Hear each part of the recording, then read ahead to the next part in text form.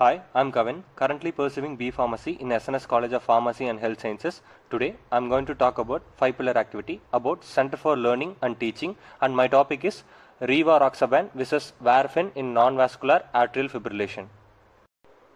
So, what is non-valvular atrial fibrillation? Atrial fibrillation is the medical term for an irregular heart rhythm. There are many possible causes of atrial fibrillation. These includes valvular heart diseases, in which irregularities in the valves of a person's heart leads to an abnormal heart rhythm. However, many people with atrial fibrillation don't have a valvular heart disease. If you have an atrial fibrillation not caused by a valvular heart disease, it's often called non-valvular atrial fibrillation. There isn't a standard definition of a non-valvular atrial fibrillation yet. Doctors are still deciding which causes of atrial fibrillation should be considered valvular and which should be considered non-valvular. Next comes background. The uses of warfarin reduces the rate of ischemic stroke in patients with an atrial fibrillation, but requires frequent monitoring and dose adjustment. Rivaroxaban, a oral factor inhibitor, may provide a more consistent and predictable anticoagulant than warfarin. Next comes method.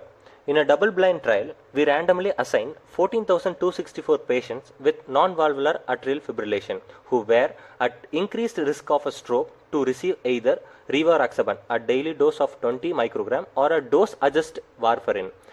The per protocol as treated primary analysis was designed to determine whether Rivaroxaban was non-inferior to warfarin for the primary endpoint of a stroke or a systemic embolism. Next, double-blind artificial intelligence. The challenge of proving cautions, that is, the impact of an event or a characteristics on other one, is a famous challenge for the data scientist. It is easy to get an historical data set, plot data point, and find a correlation between two variables. However, correlation does not imply causations. It may be impossible to know which variable is the cause of other one and which one is the consequence. Correlation may be a pure coincidence. A third unknown variable may cause both steady variable. Next, we can see about impact of tablets. First comes warfarin. This medication used to treat blood clots such as in deep vein thrombosis or a pulmonary embolism and or to prevent a new clots from forming in your body. Preventing harmful blood clots help to reduce the risk of a stroke or a heart attack. The condition that increase your risk of a development blood clots, including a certain type of an irregular heart rhythm, atrial fibrillation, heart valve replacement, recent heart attack, and the certain surgeries such as hip knee replacement. Warfarin is commonly called as a blood thinner, but the most correct term is anticoagulant. It helps to keep your blood flowing smoothly in your body by decreasing the amount of certain substances, clotting protein, in your blood.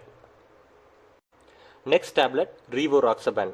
Rivaroxaban is used to prevent blood clots from forming due to a certain irregular heartbeat, atrial fibrillation, or after hip or knee replacement surgery. It is also used to prevent blood clots from forming in high-risk patients with limited mobility during their hospital stay and after discharge. In addition, Rivaroxaban is used to treat blood clots such as in deep vein thrombosis or a pulmonary embolism and to prevent the blood clots from forming again. Rivaroxaban is an anticoagulant that works by blocking certain clotting protein in your blood. Next comes result. In the primary analysis, the primary endpoint occurred in 188 patients in the Rivaroxaban group, that is 1.7% per year, and 241 in the warfarin group, that is 2.2% per year. In the intention to treat analysis, the primary endpoint occurred in 269 patients in the Rivaroxaban group, that is 2.1% per year, and in 306 patients in the warfarin group, that is 2.4% per year. Major and non-major clinical relevant bleeding occurred in 1475 patients in the Rivaroxaban group, that is 14.9% per year, and in 1449 in warfarin group, that is 14.5% per year, with a significant reduction in the intracranial hemorrhage and the fatal bleeding in the Rivaroxaban group. Next comes rate of bleeding event. All analyses of a rate of bleeding are based on the first event in the safety population during treatment. Hazard ratio or for the Rivaroxaban group as compared with the warfarin group and were calculated with the use of Cox proportional hazard model with a study of group of covariate. Two-sided p-values are for superiority in the Rivaroxaban group as compared with the warfarin group. Minimal bleeding events were not included in the principal safety endpoint.